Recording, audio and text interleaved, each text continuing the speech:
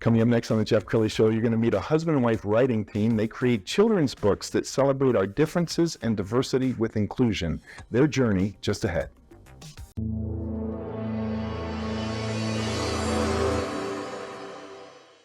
Many are predicting that the worst is yet to come, which is unfortunate, said one person here. Until now, they've enjoyed the reputation of being the nation's icebox. Watched a burglar in his home this morning by webcam. As a journalist of over 25 years, stories are what make my world turn. Reporting live from the Dallas newsroom tonight, Jeff Crilley, Fox 4 News. But in 2008, I took the jump from my familiar life and started a PR firm from my home. We're talking about anyone with a camcorder like the one I'm using becomes a television network. We started slowly growing the company, and we now have over 100 clients, and we've branched into the world of live digital broadcasting. I now own 8 different TV studios and have a huge team, and the stories that I now get to share are sometimes the most important of my life. Life has a funny way of coming around full circle. This is the Jeff Crilley Show. Well, I think you would agree with me that being a kid today is much more difficult than it's ever been before. Thanks to bullying and cyberbullying, it seems like kids don't get a break, especially if they have some kind of difference or perceived difference. To talk about that today, a husband and wife team that are doing amazing things to put a spotlight on celebrating our differences. Dr. Terri Howard-Hughes and Clint Hughes, thanks for coming on the show. Thanks so much for having us. All right, before we get into the nitty-gritty of your amazing books, I want to set the stage. Terri, you and I have known each other for a long time. Yes. In 1998, my cat, Mr. Moto, won the oldest pet contest in Dallas. He was 22, and you did a news story about him. And Mr. Moto jumped through a hoop, he sat up in bed, he rolled over, he shook hands, and he loved to be vacuumed. And you guys threw a birthday party for him, complete with the cake, with cat treats on top, and that's just always meant so much to me. Needless to say, she's the world's biggest fan. I'm the world's biggest fan, yes. Thank you. And you both kind of dropped back into my life after all this time to talk about a very important project. So Clint, let's get you in on this. Tell us about Dr. Owlkin and the H.O.M.E team. Well, our mission is to raise the confidence and self-awareness of kids with special needs, disabilities, or differences, and teach other children tolerance, compassion, and inclusion. As Dr. Owlkin says, it doesn't matter what you look like on the outside, it's who you are on the inside that matters most. Well, you'll recognize this voice in a second. Because we're going to go ahead and roll a clip. Let's go ahead and roll it now. Hello, I'm Dr. Owlkin, and we need you to join the H.O.M.E team to help or motivate everybody to raise the confidence and self-esteem of children with special needs, differences, and chronic diseases while teaching all children tolerance and inclusion of diversity. Everybody knows somebody who may look or act differently, but everybody is really the same because we all want to be liked, appreciated, and included. Take it from us, Dr. Owlkin and the H.O.M.E team. It's who you are on the inside that matters most. I think it is so creative. So you have a number of characters that we're going to talk about each one of them in a second. But how did all this begin for you, Terri?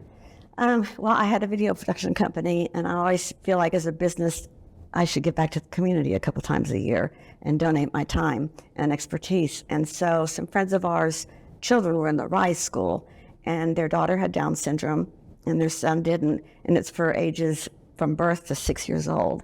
And I did the graduations every year. It's called mainstreaming, combining the kids with the differences with other children. And so we saw how the children with Down syndrome rose to a higher level, and the kids that didn't have a disability or difference, they became mentors and were patient and kind. And then we had a one-eyed cat, and he had no depth perception. And at night, the cats like to drink out of the sink in the bathroom. And so, he couldn't jump up there. And then one night he jumped up there, and we thought nobody ever told him he couldn't do it. Nobody ever told him he couldn't do it. And so keeping in that philosophy, how you raise your child and what you tell them, that is what they'll become. Yeah. So this was about 20 years ago. We came up with this concept. It life gets in the way and you have to make a living and all that sort of stuff. And they say you need to retire to something. And so during the pandemic, that's when we really started on it. And then... Well, I ended up having osteoporosis and I had to go to see a doctor. And so I was telling her about the concept, just talking to her. And a week later, she called me and said, I want to talk to you. So we went up there and she said, I want to buy 500 books. So we walked outside, turned to each other and said, well, we better write a book. And the world's better off because of it. We're going to pull up your website, and as we scroll down the website, I want to talk about not just the characters, but the number of books. How many books have you written now? Well, we have 4, and the 5th book is going to be out probably in the next 2 weeks. Yes. Yes. And I know you guys are best friends, been married for now 27 years, and you go on walks and you talk about these characters, and they're real to you, aren't they? Yes, yes, they are. We decided to use animals because they're a little bit more neutral. Because people get so upset about everything today, and kids love animals. Right. So we chose Dr. And so we thought, the kids could relate to the animals better, and so hopefully there'll be a Dr. Owlkin big mascot going to Scottish Rite Hospital for Children. They've been one of our biggest supporters, and I love what they say. They say everybody has a difference. Some are just more visible than others. Yeah, and that kind of sums it all up right there. We all have insecurities or feel things about ourselves. So the concept is to teach children that it doesn't matter, that it's like Dr. Owlkin says, it's who you are on the inside that matters most. So we chose the owls are wise, so we have Dr. Owlkin. Nurse Sharky. Have you ever felt like a fish out of water? Well, and she goes against type. She's not a predator shark. She's very loving and caring. And then the first 4 books introduce the home team, which is help or motivate everybody. So Trouble is a bloodhound but has really long ears. But they become like her superpower, and she can fly with them. She types really fast, and she's very intelligent. She's a great engineer. And book 2 is King Tux. He's the little cat with the big personality. Somebody told him, you're a born leader. So he goes, yes, I'm a born leader. I want to pull up the page that has all the characters on it, and as we scroll down the characters, do you guys, does it pop into your brain and say, I know what this character is like, I know what their personality, or do you discuss it? How does it? Yes, yeah. Well, that's how it is. The original reiteration just said cats and dogs, but then we started wanting to expand through all that. And so these all just popped up. And Buddy Bear, when we first got married, I bought a big bear on vacation, and I would make up stories for Terri, telling her about Buddy Bear. Then we were thinking about the hearing impaired character and came up with Casey's koala, because our illustrator, who is just amazing, a shout out to Bajan, man, you're great. And so I said, hey, I think it's going to be Casey Koala, and he goes, awesome, that's my favorite animal. So that will be book 6. But the rest of the home team characters are Pirate, which is a one-eyed rabbit. Pirate gets caught in a tornado and hides in a really tiny hole, but because King Tux is so small, he could save him. So Pirate sees the best in everybody. Even with one eye, he still sees the best in others. And then Goldie was born with 3.5 legs, but that didn't stop her from being, a great service dog and being brave and being the protector of the home team. Plus, Trouble designs all kinds of prosthetics, everything from propellers so she can fly to extending lanterns to a steam shovel. So the whole thing is there's adventure, there's intrigue, so. What strikes me is that you both kind of celebrate your own childhood, and I think as people age, they kind of forget what it's like to get on the floor and play around as kids. Have you both always been creative this way? Yeah. Well, first of all, I was born with my feet turned out like this. And so for the first couple of years of my life, there were poles in between my legs to turn my legs inside their hip joint, So I can relate to that, and having glasses from an early age, and I didn't lose my baby fat until college, that kind of stuff. And yes, in kindergarten, I came home one day and told my parents that the school took us to a visit of the jail and described the clanking of the doors and all like that. My parents were upset. They went to the board meeting and they go, "What?" I'd made up the whole story. And so I've been a storyteller ever since I was a little kid. And Yeah, I wrote my first book in 3rd grade. Wow. And I found a wonderful article on the web, and I want to pull it up and just put it on the screen so everybody can see this headline. I love the headline, Sparking a Movement. Let's talk about that. This is more than just a series of books. You Yes. are leading a movement. Yes. Do you want to speak Yes. to that? yes, like I say, we're just trying to make the world a nicer place, one book and one child at a time. We figure if we can start getting them accepting and tolerant and inclusive and empathetic early, before all the cliques start, maybe we are starting a movement, and 20 years we'll have a real nice world. Now, do you ever get a chance to watch a child read the book for the first time? Yes. Tell us about that, Terri. Well, one time we were in a very noisy restaurant, and we had one of the first copies, and the lady said, "Well, my son has ADHD, and I can't promise anything." He was there for 20 minutes trying to find, every picture has a hidden heart.